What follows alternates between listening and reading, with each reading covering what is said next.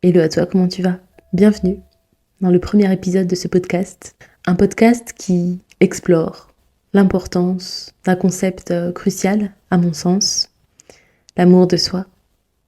L'amour de soi qui est au cœur de l'épanouissement personnel. Je suis Cyrielle, fascinée par le fonctionnement humain, le fonctionnement des pensées, des émotions, du comportement, bref, de l'expérience humaine.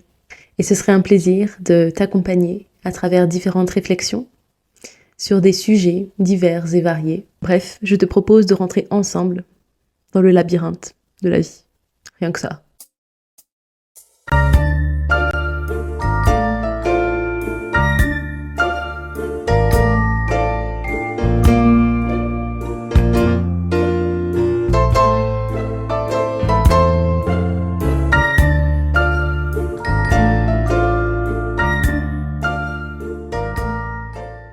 Et pour ce premier épisode, concentrons-nous d'ailleurs sur ce concept d'amour de soi. Qu'est-ce que c'est finalement? Eh bien, au même titre que l'on a une relation avec les autres, on a et on entretient également quotidiennement une relation avec soi. Et si c'est un petit peu flou pour toi, je t'invite à te remémorer des moments durant lesquels tu as pu te parler à toi-même. Oui, parce que l'on se parle quotidiennement. Tu sais, cette petite voix à l'intérieur de toi qui va te parler et qui va te dire « tu es capable de faire ça » ou « tu es incapable de faire ça ». « Ah mais tu es nulle » »,« Ah mais tu es trop forte ». Et donc la relation que tu vas entretenir avec toi-même va donc être illustrée, va être manifestée notamment par ce discours interne que tu peux avoir lorsque tu te parles à toi-même finalement. Je t'invite déjà dans un premier temps à prendre conscience du discours interne que tu as. La relation que tu entretiens avec toi-même va également se manifester par la manière dont tu vas agir, dont tu vas réagir face à des situations, que ce soit des situations positives, des situations négatives. Ça va aussi te permettre d'observer finalement la manière dont tu te vois aussi face à telle ou telle situation. Je vais prendre un exemple comme ça va être plus clair, ok? Donc typiquement, tu vas faire face à un échec. Quel est le discours que tu vas entretenir directement face à cet échec? Donc par exemple, je sais pas, tu passes un concours que tu as perdu, qu'est-ce que tu vas dire instantanément, ok? Est-ce que tu vas directement relativiser?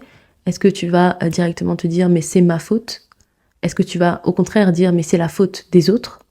La relation que tu as avec toi-même va également se manifester par d'autres comportements, par exemple la manière dont tu vas prendre soin de toi, mentalement, physiquement, face à des interactions sociales également, comment tu vas réagir par rapport aux autres. Est-ce que tu vas prioriser les autres? Est-ce que tu vas au contraire prioriser ce que toi tu veux? Donc voilà, il y a différentes situations durant lesquelles tu peux observer finalement comment tu agis envers toi-même. Et donc l'investissement que tu vas accorder à cette relation va dépendre de différentes choses.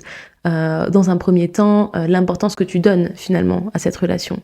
Et puis, mine de rien, toutes les expériences de vie qui vont faire que, à un certain moment, ça va être plus facile pour toi de prendre soin de toi finalement. À un autre moment, ça va peut-être être plus difficile. Et donc, cet investissement dans cette relation envers soi-même va finalement dépendre de la manière dont on se perçoit et la manière dont on perçoit le monde de manière générale. Mais donc, c'est important de comprendre que c'est pas quelque chose de linéaire, ok? C'est pas parce qu'à un moment donné de ta vie, tu as travaillé sur justement cette relation avec toi-même que obligatoirement elle va rester à ce même niveau tout au long de ta vie. Finalement non, c'est comme toute relation, une relation avec une autre personne, c'est un travail finalement continu, tu vois. Ce n'est pas parce qu'on va travailler au max à un moment donné de notre vie sur cette relation que ces résultats, les efforts qu'on a donnés, qu'on a menés, vont durer sur le long terme. En fait, on fait toujours un pas de plus finalement. Et donc, comme toute relation, la relation que l'on entretient avec soi-même se construit chaque jour. Elle se construit chaque jour. Et donc, l'investissement que l'on va accorder à cette relation envers soi a tout intérêt finalement à être constant, afin de maintenir un amour de soi quotidien. Est-ce que tu me suis jusque-là? C'est comme si je te disais, je me suis mis en couple, et maintenant que je suis en couple, eh bien, j'ai pas d'effort à faire, tu vois. J'ai rien à faire. Je suis en couple, tu vois. À quoi bon, finalement? Qu'est-ce que tu construis? Pourquoi, en fait? Pourquoi es-tu en couple? Je dis pas qu'il faut être en couple pour construire quelque chose, mais le couple de base est quelque chose de construit, finalement. Et quelque chose qui se construit, finalement, sur le long terme. Et donc, finalement, c'est pareil avec la relation que tu entretiens avec toi-même. ok? Donc le but, c'est de faire équipe avec toi-même, ok? De faire équipe avec toi-même et d'augmenter ton amour de soi et finalement aussi la confiance en soi et l'estime de soi. On en reparlera de ces deux concepts-là. Et pense à ce discours interne que tu vas avoir. Dans un premier temps, le but, ça sera toujours de prendre conscience de ce qui se passe, ok? Donc dans ce cas-ci, prends conscience de ce qui se passe à l'intérieur de toi. Qu'est-ce que tu te dis? Quelle est la majorité des pensées que tu peux avoir envers toi-même? Est-ce qu'elles sont positives, négatives? Orientées vers quoi? Quel sujet finalement?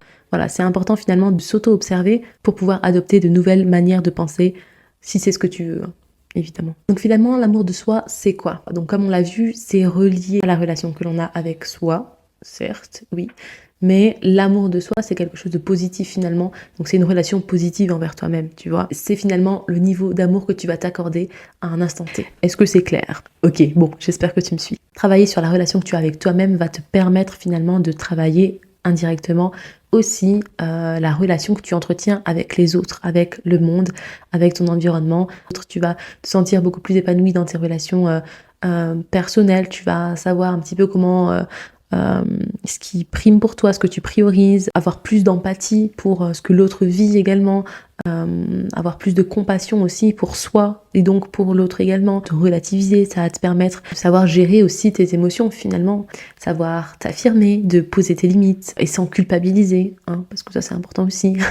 L'amour de soi est aussi un moteur pour tout ce qui est épanouissement professionnel et personnel.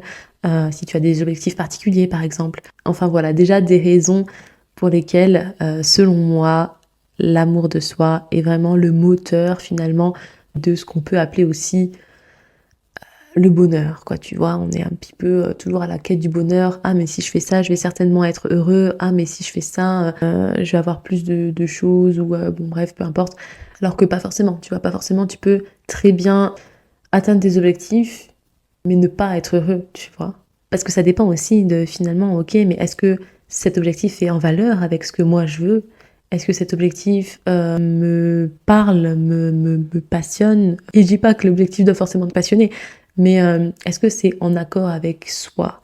Et est-ce que ça te procure un épanouissement personnel? Est-ce que ça me permet de m'enrichir d'une certaine manière? Bon, durant cette vidéo, on a beaucoup parlé d'amour de soi. Et d'ailleurs, crois-moi que ça sera pas la seule. Une question peut-être qui te titille, c'est est-ce que à force de travailler l'amour de soi, ça renforce pas un certain narcissisme? Est-ce que ça c'est pas égoïste finalement? Est-ce qu'on n'est pas plus dans l'individualisme et pas dans l'altruisme?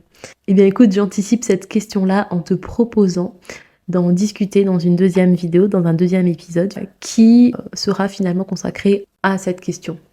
Est-ce que prendre soin de soi, c'est égoïste? Si tu as des questions concernant cette vidéo, n'hésite pas à me les mettre en commentaire. Si tu as d'autres questions par rapport à des phénomènes de vie, des choses que tu peux vivre par exemple en ce moment et c'est un petit peu dur pour toi de t'en défaire, ou bien au contraire tu as su te relever peut-être d'une situation et qui t'a permis d'apprendre telle ou telle chose, n'hésite pas à me partager tout ça ou en commentaire. Tu peux t'abonner pour ne manquer aucun épisode, pour qu'on puisse ensemble se tenir la main dans ce labyrinthe qu'est la vie. Ciao ciao.